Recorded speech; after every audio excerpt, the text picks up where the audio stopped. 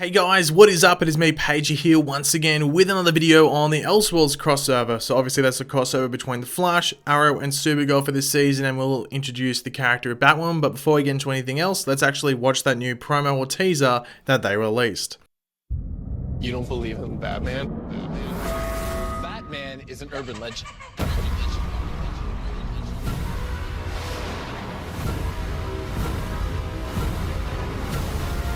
That's not Batman. No, it is not.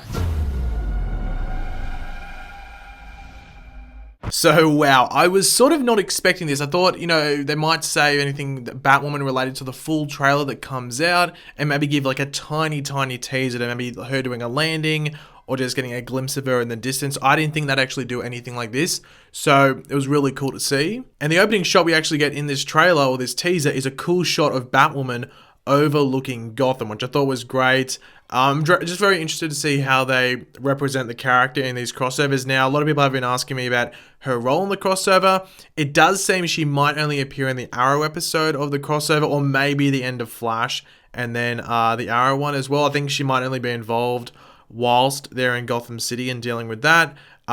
Just because I don't know, it might not seem that she's needed to go outside of that element of Gotham City. Maybe she's needed to dive into some deeper stuff that the other characters of Flash, Green Arrow, Supergirl and stuff wouldn't know about, but that's for us to wait and see. But just from what we've seen in regards to set photos and her lack of being in them, it does seem she might only be in the Arrow episode, but that's for us to wait and see, as I was saying. But a lot of this trailer has to do with Arkham Asylum. We're outside of it, and in the case of what we're going to be talking about now, we're actually inside of Arkham Asylum, and this is really cool.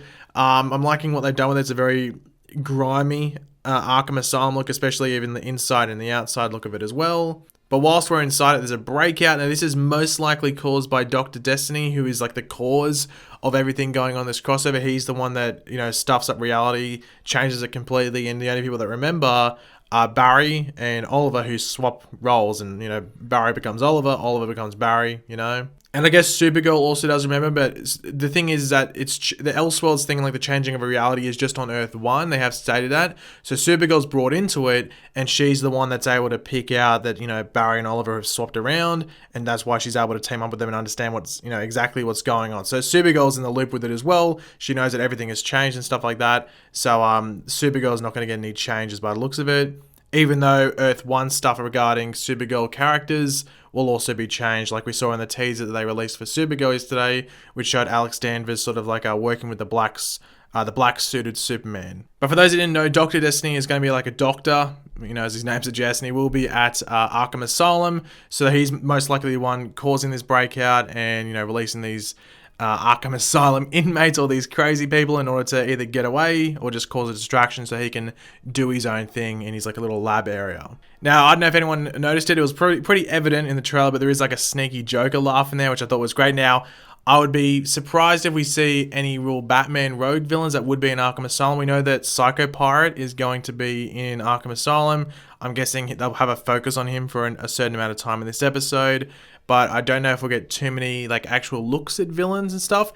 The best thing we can hope for in regards to little Easter eggs and references to Batman villains from the past is little name tags on their doors, because we know they're going to scope through Arkham Asylum. We might see some names on some doors, so we might see Scarecrow, maybe Harvey Dent, or they might call him Two-Face, or Edward Nygma and stuff like that. That's what I'm hoping. I'd be very, very shocked if they actually had any villains there, or we might see them in distances, far away shots, and they might look like these certain Batman villains, but we'll have to wait and see. But I'm not expecting too much in regards to that. Name tags would be the best thing we're going to get, in my opinion.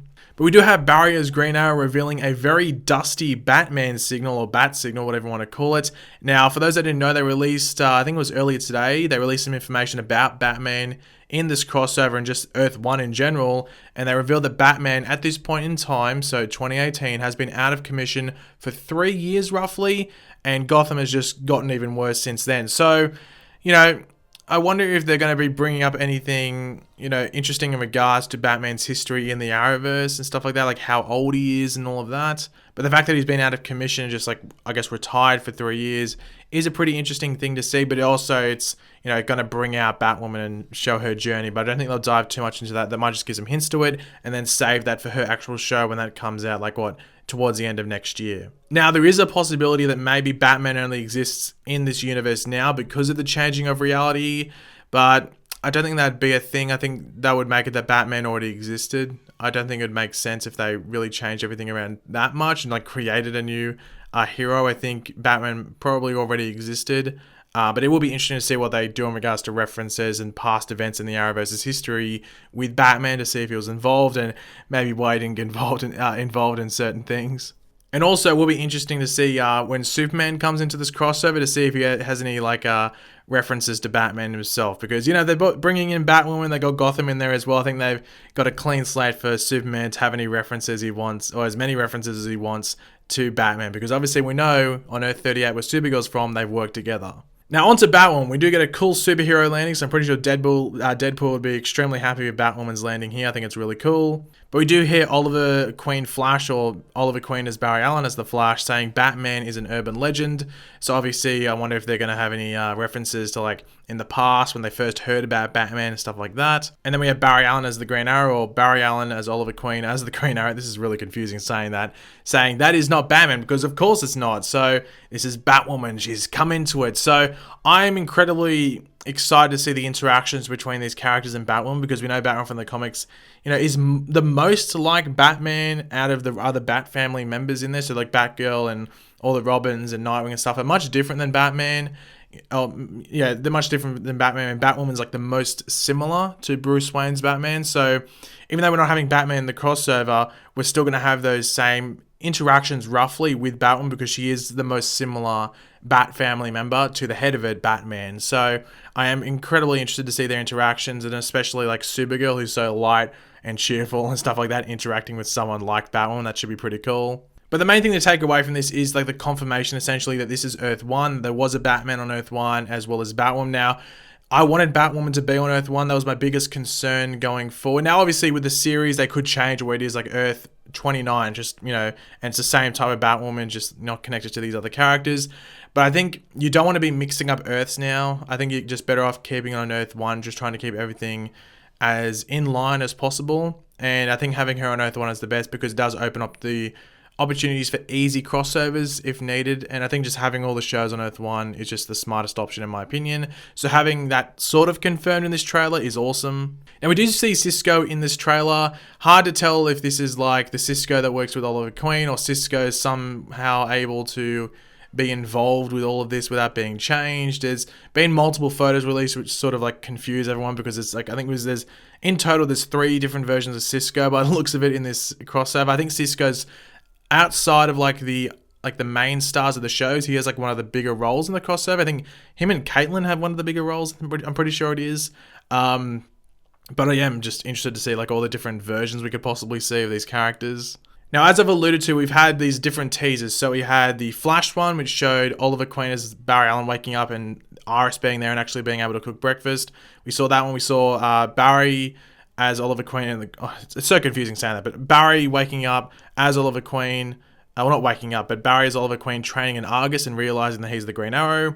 Then we had the Supergirl one yesterday, which had Supergirl in one of the meta cells in Star Labs, which will be different in the Elseworlds crossover. You'd have to think. I'm guessing that these cells can hold aliens. That's my best guess, because there's a lot of people saying that's a meta cell. Shouldn't she be able to break out of it because it dampens meta powers, not alien powers? So my guess is that it dampens alien and extraterrestrial powers, and that's how she's able to not get out of there. But she's interacting with an Alex Danvers, aka her sister from Supergirl, who is looking to be working with that black suited Superman. She's got a Superman emblem on her chest, and we did see from crossovers that the scene or the area that Star Labs usually is in had a big Superman or House of L symbol on it out the front of it. So I'm guessing this is some sort of Superman headquarters in this Elseworlds or something like that. Going to be interesting, but it does look like that's set in Central City, so who knows what's going on there. And then of course we had this Batwoman one, which we went over right now. The only other one that they could possibly release is a Superman one. They could show Superman and Lois Lane, because we know they are, fairly main characters in this crossover. So they could have their own teaser. But apart from that, I don't know what else they could do. So due to that, I would expect a full trailer either tomorrow if they don't do a Superman 1. Tomorrow could be the Superman 1. If it's not, then it could be a full trailer. It'd be smart to release it with a Flash because it's the most viewed show on the channel or on the network. If it's not then I'd guess maybe Supergirl next week because that's exactly 2 weeks until the crossover. But it's just one of those things we have to wait and see. Or they could even just randomly release it over the weekend.